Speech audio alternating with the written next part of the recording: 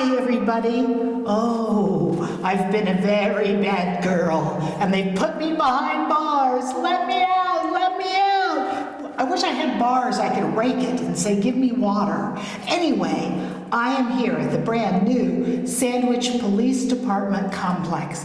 It's fabulous, and they have lovely cells should you want to take part and enjoy one. Anyway, come along, let's have another Cape Conversations.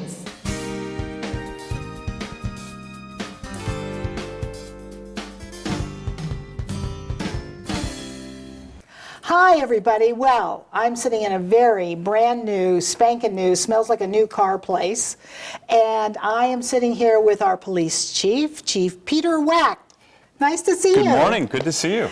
You know, this is so exciting to be here. Now, I know you've had open houses, but this is the first time I've been in the building, and it is wowzer. It is a beautiful building, and, you know, Bud Dunham's been at it since the beginning, and the one thing we always say is thank you to the members of the community, the taxpayers that helped fund this project, because without their support, we wouldn't be sitting here today. Well, you know what? I mean, Sandwich is growing.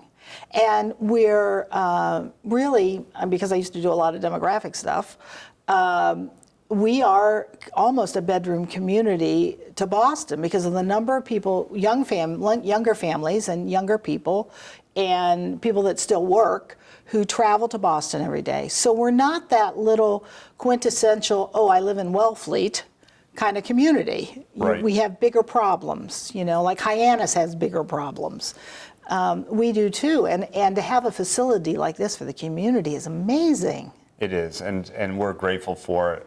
You know, one of the biggest things for us was safety. Yeah. When we were in our last building, moving prisoners in our building and around other employees that should be in a safer environment was very dangerous. And we've now developed a work environment that is very safe. We're able to handle prisoners successfully, and it's something that I think all of the members of the department truly enjoy and appreciate.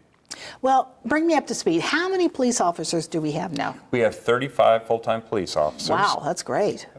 And that's 24 hours a day, 7 days a week, right? 24 hours, 7 days, full-time. We run a dispatch operation as well at the same time, so we have 9 full-time dispatchers, and we have about 12 part-time dispatchers that help fill in when they're on vacation on leave. So with all the other part-time employees we have in the building, we're running about 64 people in this building. Wow. Well, that's why it's the nice size that it is, It right? is, yes. So why did you want to come out here? Just because the fire department was coming out here? Did the fire department come out here because you came out here? Or what, I mean, what was the town's decision on that? I think there were a few different pieces to it. The first is the town owns the land, so there's no cost for the land. Yeah. The other thing is it's centrally located, and we really are trying to keep the fire and police services together. The fire chief and myself work really well together, and it's nice to be close to each other so we don't have to go across town or not see each other face to face. But our departments also work extremely well together. So where we are right now with the crossroads of Quaker Meeting House Road, Catuit Road, Farmersville, Route 130, they're all close by, and it creates a really good response time for the fire department. For the most part, we're on the road 24/7, so our response is from various locations throughout the day and night anyways. Right, so the timing would be, gee, you have somebody in the area, it could be a minute or 30 seconds, I suppose, or it could be up to like 3 or 4 minutes, I would imagine. Correct. Okay, so how long have you been police chief here? Seems like I've known you forever. Yeah, I know. I am in my 10th year right now. Holy tamales. Time flies so fast. Yeah. I mean, just yesterday I was in my last career with the Connecticut State Police, and here I am almost 10 years into being your chief. Wow, that's great. So you've made a lot of changes to the department, though, I think. I mean, you've elevated people, some people have left, you've got more police officers. What have you done in particular? Well, we really worked as a team together, but when you talk about how we police, we use a little bit more database policing right now. We look at crimes against property as significant. So, you know, a person living in our community feels safest if they know their house and their property is safe. So when I came here, I looked at those types of crimes, and we came up with a plan of how to end those crimes. And so for the most part, we are an extremely, extremely safe community, very low property crime. House breaks are almost non-existent. Right. But structurally, what did we do? I have increased the detective unit. We now have a deputy chief that works directly under me, and then we have the 2 lieutenants. And who's the deputy chief? It's Michael Nurse, And who's the 2 lieutenants? Jason Keene, and Joshua Bound. Excellent. And we also took the police officers away from dispatch and put them on the road, and we started civilianized dispatching. And in addition to starting it for the police, we did it jointly, so it serves both the police and the fire. So those are just a couple of the small things that we've done, but in essence, we've really worked on how we police our community and also our community service outreach. We now have 2 people that work really well in community policing, and we are doing all sorts of events. Many people out there may have heard Trunk or Treat. Oh, yeah. We do. Well, you just did that, right? Yeah. That's Food fun. drive. We did a really unique one recently, which was a lot of fun. We came up with the idea of let's just go for a dog walk. And so Brian Bonderick, our community resource officer, partnered up with TD Bank, and it was a rainy day, so the weather wasn't great, but we had a good turnout. And we did a dog walk with the community, and it was just a fun time to be around others. Oh, that's great. And everybody brought their dogs? Of course. So did the canine from here go? He didn't. He didn't? No. That would be like maybe too much for him. No, I think what it was the weather was really deteriorating, and a few of us hardcore dog walkers showed up. I see. Do you have a dog? I have 2. I have 2 German Shepherds. Do you do? So you brought them, or one of them? I didn't bring them this time because I okay. was part of the organizing crew. Okay, so you had to be, you were And busy. we were doing a lot of handout logistics, so myself and Brian left our dogs at home that day. I gotcha. Excellent. Well, so if there were anything that you would want the community to know about this building, just tell me about anything you would want the community to know about what you're doing. First, I mean, what I really care about is how safe our community is. And I say this to realtors all the time when I speak to them, is one of the jobs that I feel that I have is to make our community sellable to both residents and businesses. Sure. As a resident or a person looking for a home or retirement, I want you to feel comfortable about coming into Sandwich. So we police to that effort. And for businesses, I want you to feel that this is a community where your business can be safe and productive. So I really work on that as well. As far as the building goes, it's a very beautiful building. It looks nice. It fits into the community really well. But it provides us with space to do our job more efficiently. And we were able to also add to this building, which is going to help the community, a radio tower. So the radio tower goes up about 120 feet. And what we've done is we're going to be outsourcing 3 levels of that tower to telecommunication companies. Wow. So we can improve the cellular service in our community, as well as bring income into the general fund for the town. Oh, that's wonderful. Yes. Good. Hear that, everybody? They're going to bring money into the town. Yahoo! So I was talking about this with the fire chief, Chief Burke, and about the 2 new bridges. I sit on the Chamber of Commerce Board of Directors, and I'm on the bridge committee.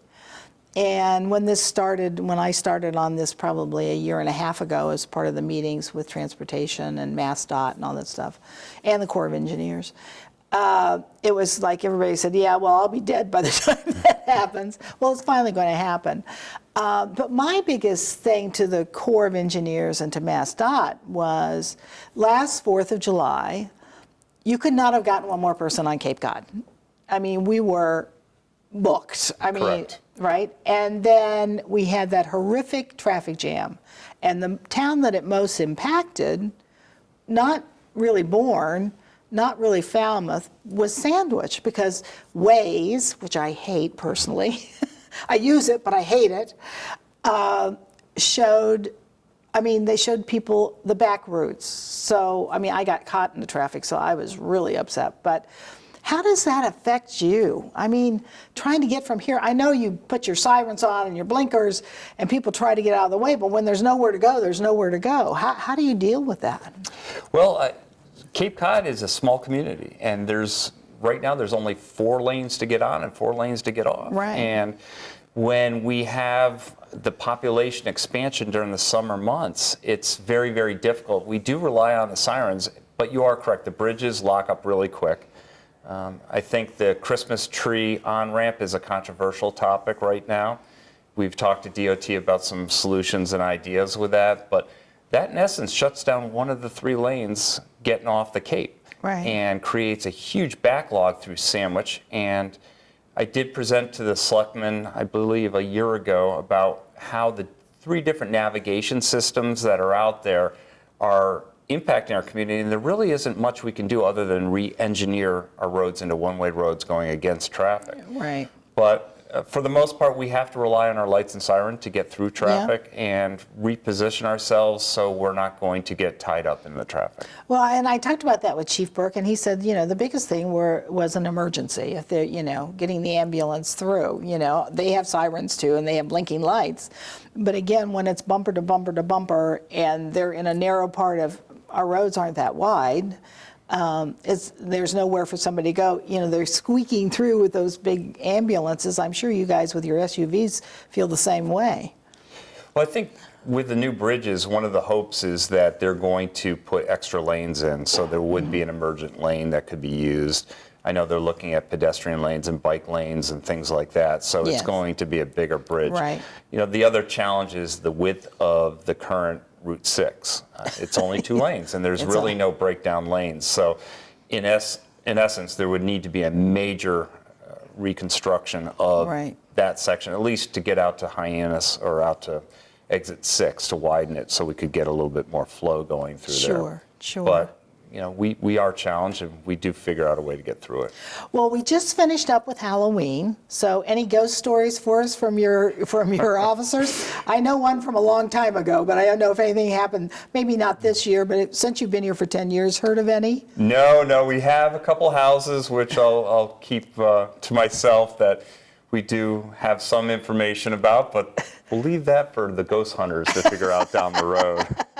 Well, and they're coming. Did you know that? Or they came, and I guess it's going to be in December. They went to Barnstable House on 6A, and they interviewed the ghost there. No kidding. I'm They looking met the forward to ghost. seeing that. Well, there's an attorney who has his office there, and he was talking about it, and he was laughing. And I said, well, have you seen it? It's a woman ghost.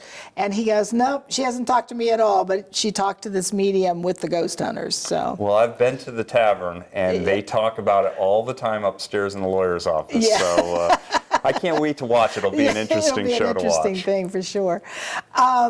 Well, the thing is about you do community policing. I mean, this is a small town. It's a village. We're a town, but we have the village center, and then we have the little villages, Forestdale, whatever.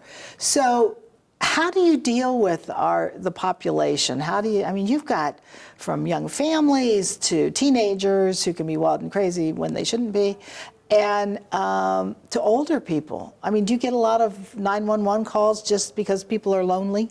We don't get those kind. We do get a lot of, as the fire chief probably mentioned, a lot of medical calls, a lot of lift assists, things of that nature. But one of the things we really try to do is, and it's not only our community service folks, it's all of our officers. They all have different interests. Sure. So we try to tap on their interests in different areas, but we try to provide some type of service or interaction between our department and all the different demographics of the community. So, we may be with a Girl Scout group one day, we may be at Shawm Heights the next day, we may be at coffee with a cop at a local restaurant, some other time. So I feel that it's important that if we're able to get ourselves out in the community, regardless of what the program, whether it's a food drive or whatever, people are seeing us, and they have that chance to have that interaction with us and say something. And I know myself, if I'm out in the community doing an event or something in the afternoon or evening, somebody will come up and say, you know what, I've seen this in my neighborhood, or I've heard this, but I'm afraid to call the police. And I'm like, well, first of all, tell me what it is so I can help answer your question. But second of all, please never hesitate to call the police department with anything you have so we can respond and help out and fix it if we can. So, a sore subject for all communities is the drug addiction. And I know we have it here. We have the problem here as well. I know walkers, around the boardwalk area, when they walk across, they see needles on the ground and what have you. How are you guys? That's real professional. How is the police department dealing with that? I mean, it's got to be through education as well as apprehension of those people selling or taking. But I mean, how do you deal with it? I mean, it just must be. I mean, everybody carries Narcan, right? We do. That first and foremost, we all carry Narcan, but on a good note, we're seeing a decline right now. Is that right? We are. When I first came here Excellent. in 2010, pills were huge. Yeah. We had some real significant calls and investigations with those, and then obviously heroin was right on the doorsteps, Right. and fentanyl in the last few years has been Right. combined in. So we were seeing a steady rise, but I think there's been a lot of education going on in the media. There's been a lot through different nonprofits, and we're seeing a decline. We are able to save more lives because we have Narcan available immediately in the field, just like we have epinephrine in the field for people who have anaphylactic shock. Right. So in the meantime, what we do here in Sandwich, which is really unique, is we have what we call a day after program. So if somebody overdoses, the next day our community service officer and a member of Gosnell team up together and they go to the house. Wow. And the intent is to provide any type of information and services to the person who overdosed, but also to their family, because a lot of time the families are dealing with a struggle and they don't know what resources are out there for them. Right. So the intent of the police officer isn't there to intimidate or to control the situation. It's just to validate that the person from Gosnell that's coming with them is a legitimate social worker, a professional who can help them. And at that time, the police officer can pull back and the social worker can go in the house and try to provide whatever type of information will solve their challenges that they're experiencing. Excellent, excellent. Well, it is such a horrific thing to happen. I mean, it's such a horrific events that have brought this to our country, that have brought us to our communities. I'm from Ohio, and I mean, in Ohio, it has got, because it's they transport it from Mexico up. Ohio is a dispersing area, is my understanding from friends who live out there. And I mean, it's horrendous there. And I know it's bad here because I used to manage shopping centers and we would have people OD in the parking lot. But if you're telling me it's going down a little, that's wonderful news. Maybe not perfect, but perhaps enough more education, and it will go down even more. Well, hopefully it will zero out one day. Hopefully. Yeah, I hope so too. So tell me what's in this building now. We're in this beautiful room. This is a gathering room of some sort. Do you address your police officers in this room? So, no, this is a training room. So in our last building, we had no place to train. So we would have to outsource and leave and go to another town to do any training. So this room's wired up also to be a full emergency operations center. So if there's a winter storm or a hurricane, whatever type of disaster happens to Sandwich, this room is totally wired up and ready to go. And you're above water now. And we are above water, yes, we are. Thank goodness. But we're totally wired up and ready to go. We've had a number of trainings in here. We get called by different agencies asking to host training in here. So we're pretty much booked all the time between emergency management and police and fire and dispatch training. But we also have other rooms in the building. We have a room where we have firearm simulation going on, so officers are learning about escalation and de-escalation of force through video simulators. We have a roll You mean call. like they fire at the video simulator? They do. Wow. They do, and it so it's reacts. like the golf thing. It is. Right. In a different context, but Yeah, yes. I get it, but I mean, still, that's amazing. It is. Okay. And we have a roll call training area, so every morning or every shift there's a briefing held by the duty sergeant in that room. We have a small conference room where we can meet with other folks in a smaller area than this room here. And then the most important piece that I feel of this whole building is the prisoner processing area. So that is totally separated from this building as far as access. Access is from the outside. We can move prisoners into the cell area and out without interacting with the public or any members of the department. And it's under complete video audio surveillance, so it's very safe and it's a great place. And in the old place, it wasn't quite that way, right? Now, in the old place, we basically have to walk somebody down the central hallway of the building. Right. And they were in a room which was somewhat secured. And then when they came out of the processing room, the cell blocks were a room right off the hallway. So it was an unsafe situation that luckily nothing ever happened. Sure. So are you a communications center here for the town? We are. So we do all the dispatching for fire and police. We're the primary 911 intaker, and we communicate directly with the county or any other state agency. But we also are able to manage all the other town radio frequencies. So that would be your DPW, emergency management, anybody who has a radio frequency. Our tower, our system is able to manage that as well. That's great. So you also have some volunteers that work your police auxiliary, but they have a name. The Citizens Police. How could Academy I forget? Alumni Association. Yes. Citizens Oh my gosh, Academy. they're amazing. I always think of Police Academy when I say that. I know they're not the same. I know they're not the same. They're much more capable. A lot of people watching this won't remember that.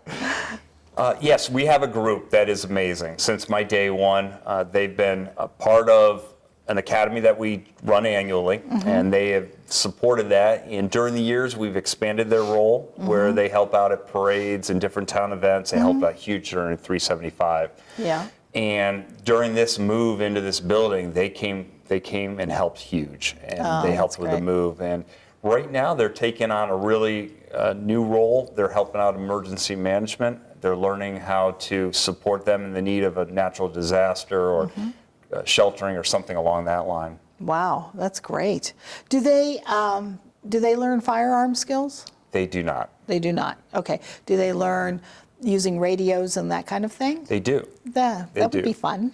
But if you ever see a sign up for the Citizen Police Academy, I highly recommend it because you do get to shoot guns. Yeah.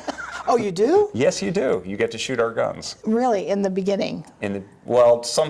We have different blocks over yeah. the course, and one of them we take everybody to the firearms range Yeah. and we give them an opportunity to shoot our Wow. firearms. And the firearms range isn't in this town. It is. It's in Barnstable, right? Well, we use a few different ones. okay. We rent them. Is what we do. You know, did you know there's a firearms shooting place in Hyannis that's open to it's a public do, thing? yes. Have you been there? I have. Great people own it. I'm not a big gun person, so it's not my cup of tea. But the guy who owns it and how it's run is just beautifully run. So you've been there and used those things as well. Yeah, actually, they gave us a tour. It's extremely safe, very clean. Yeah, the it's air is lovely. filtered, and it's an amazing place for somebody to Yeah, shoot. but you don't take them there. You take them to a police place. We usually use outdoor ranges because Yeah. a lot of what we're doing is tactical movement. And Yeah. we just need space to be able to drive Yeah. a cruiser and Yeah. do things like that. I gotcha. Well, so you're excited, you like this building, you're excited about this building, and you're hoping to be here for another 30 years? Well, You're not that old. We'd like to have the building be here for 50 or more years, we're hoping. How about you? You never know, one day at a time. But no, I'm enjoying it. I'm totally enjoying it. This building project and bringing this department to the level it's at now has been very exciting. Maintaining low crime is something of great interest to me. And just knowing that we are providing a service to the town that I feel that the town appreciates because Sure. it is a safe town. Sure. Well, I will tell you, so I moved here in 1980, and it's changed a lot. It's changed a lot. It's grown. Our population has gone up and then backed off a little bit, and I think now it's starting to grow again. Certainly houses are selling in the area. But it's wonderful to know that you guys are here for us and for those wild and crazy teenagers who tend to get wild and crazy for no particular purpose. That's all good too. So again, do you have just thought of this, do you have a program for the high school or anything where you talk with them about stuff, or they can come in and be like a teen auxiliary or something? No, we have a number of different things we do. First, we do a youth academy. Oh, that's what I was, And that's a we good also word. Youth. partner up with the Sheriff's Department, do the Okay. summer Yeah. camp. But we also have a school resource officer full-time in the high school. Good. And we offer not only a women's personal safety class for adult women, but we also do it for teens. Oh, great. And we do it before they go to college in high Nice, school. nice. So they can learn how to be safe when they go Nice. to college. Because That's excellent. most of them, it's the first time away from mom and dad. Yeah, yeah. So Excellent. we also teach in the criminal justice program at the school. So I'm going to say 10 or more of our officers teach different blocks of training. Wonderful. From drunk driving to investigation, detective, drug work, things like that. Wonderful. So we're in the school a lot, which is That's good. good, that's good. Well, I think this is fabulous. I think you've done a great job. I hope you're here for another 20 years. I might not be, but you will be, for sure. And I know that if I call 911, you guys are going to be there to help me out, for sure. Absolutely. Excellent, thank you. It was nice to speak to you.